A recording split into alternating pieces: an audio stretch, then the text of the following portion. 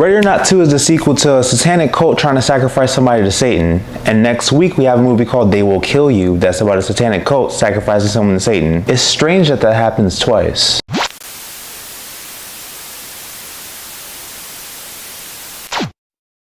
So Ready or Not 2, this is the sequel to Ready or Not. And instead of building on what made the first one work, this one dives deeper into the satanic cult and gives us more of an explanation for why. And that may sound cool, but this is where it starts to fall apart.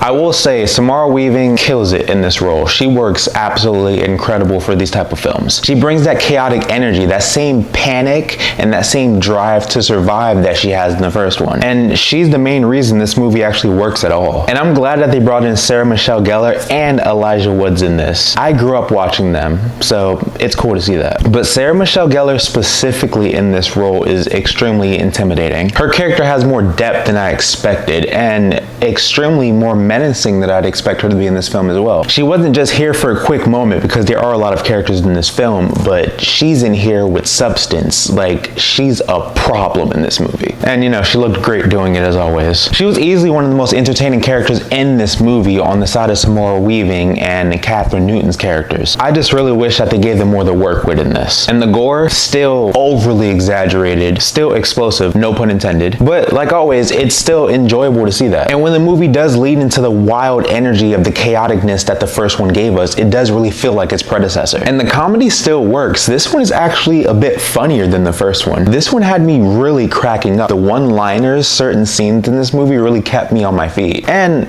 you know, kept me laughing. I love movies that can actually keep me entertained to that point. And the dynamic between Grace and Faith in this movie was actually very heartfelt, and I did enjoy the addition into this. They really do bring the energy of siblings that just don't like each other that much. And honestly, seeing that on screen, it really does show you that siblings are crazy, because the way that they were actually going through stuff during life and death situations did keep me on the edge of my seat. But it's entertaining. It does keep the stakes high in this film. And even their names are kind of funny, you know, Faith and Grace. It actually does play into, you know, life or death type films.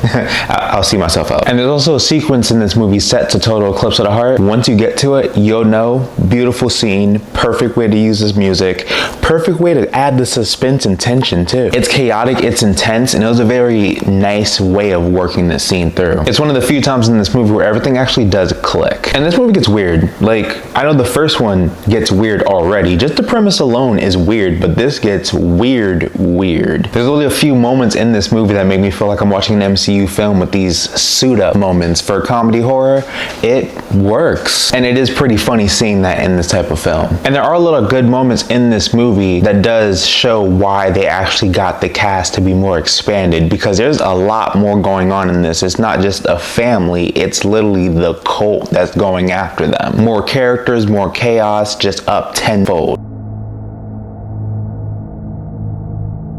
But where there's good, there's bad, and we'll talk about that. The biggest issue is that this movie goes way too deep in the cult.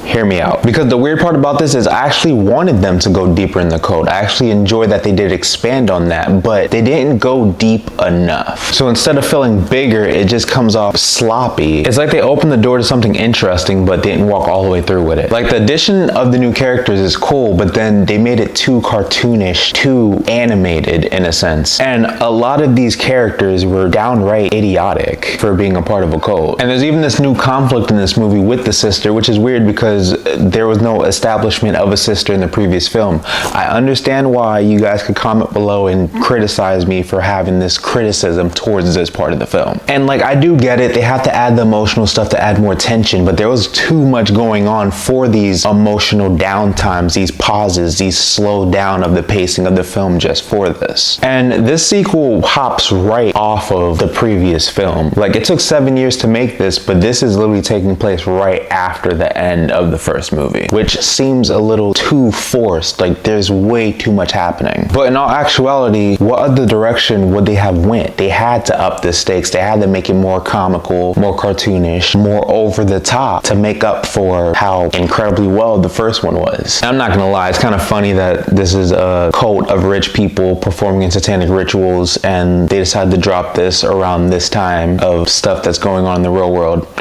Interesting. But next week we get another movie about about a satanic cult attacking somebody and sacrificing them for the love of Satan, and that's going to be interesting. But seeing how this movie went on and seeing that the director did say that this movie was made more for the fans, that can either be good or bad, and honestly, I'm slightly going with the latter.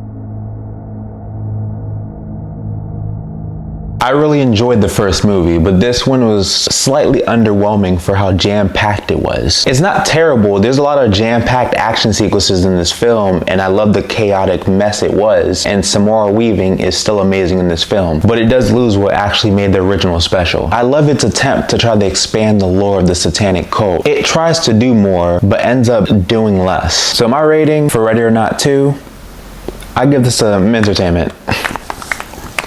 And can we talk about the title? This is called Ready or Not 2, Here I Come. Why couldn't they just call it Ready or Not, Here I Come, and just let it be a sequel on its own? Little pointless critiques that I'm just here just rambling at this point. But what do you guys think about this movie if you guys saw this? Are you guys more excited for this film, or are you guys more excited for They Will Kill You? Because I'm dropping a review for that next week. But if you like my vibe, comment below, like and subscribe. I'm James Hancock, signing off.